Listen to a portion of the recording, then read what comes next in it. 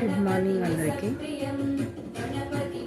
ఈరోజు కలశం పెట్టుకుందాం అనేసి శుక్రవారం వేస్తాం, కానీ కలశం పెట్టుకున్నప్పుడు కూడా వేస్తాం. ఈరోజు స్పెషల్ ఎందుకు కలశం పెట్టుకుంటున్నాను అనేసి లాస్ట్లో చెప్తాను వీడియోలో, ఓకేనా?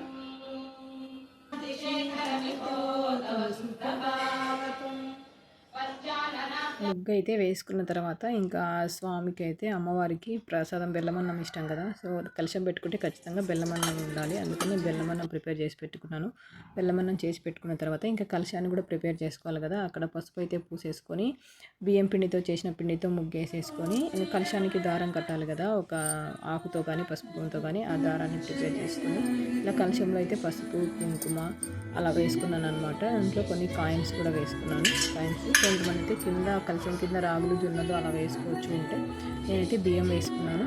సో కలశాన్ని ఇలా ప్రిపేర్ చేసుకొని అక్కడ పెట్టుకున్నాను అనమాట. బియ్యం మీద పెట్టుకునేసి టెంకాయ అయితే ఇక్కడ వలసకుండా ఉన్న టెంకాయ పెట్టుకోవాలి. సరే ఇక్కడ దొరకదు, అందుకనేసి నేను ఆ టెంకాయ పెట్టుకున్నాను అనమాట.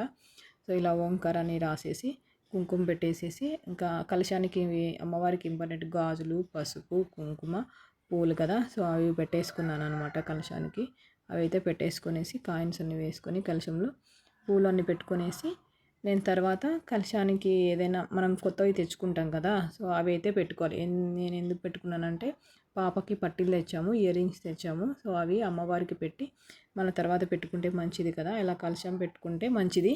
సో మా సైడ్ అయితే మేము అలా చేస్తాము. ఏదైనా కొత్త బట్టలు ఆడపిల్లలకు పెట్టేటప్పుడు కానీ ఇలా గోల్డ్ ఏమైనా కొన్నప్పుడు కొత్తవి అలా కలశం పెట్టుకొని పూజ చేసుకొని తర్వాత అవి పెట్టుకుంటాం అనమాట, మంచిదనేసి. సో అలా నేను దీపం పెట్టిన తర్వాత వినాయకునికి పూజ చేయాలి. వినాయకుని పెట్టేసుకొని నేను కూడా కాళ్ళకు పసుపు పూసుకొని పూజ చేసుకోవాలి కదా. సో మనం పట్టించుకొనేసి పూజ చేసుకోవాలి. సో నేను అలా చేస్తాను అనమాట. నాకు పూజ చేసుకునేసి మళ్ళీ పూజ చేసేసి ఇంకా దేవునికి అయితే దీపం పెట్టేసి చేసేసాను. టెంకాయ కొట్టేసుకున్నాను. స్వామికి హారతి ఇచ్చి ఇంకా పూజ అయితే అయిపోయిందండి.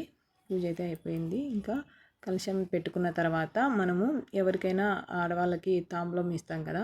సో అలా నేను ఏం చేశానంటే ఇంట్లో ఉండే అమ్మవార్లకి తీసి తాంబూలం పెట్టానన్నమాట. అక్కడ పెట్టి అమ్మవార్లను ఆహ్వానించి అమ్మవార్లకి ఇచ్చాను తాంబూలము.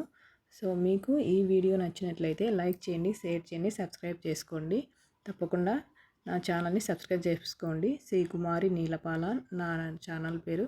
ఖచ్చితంగా మీరైతే సబ్స్క్రైబ్ చేసుకోండి. Thank you for watching.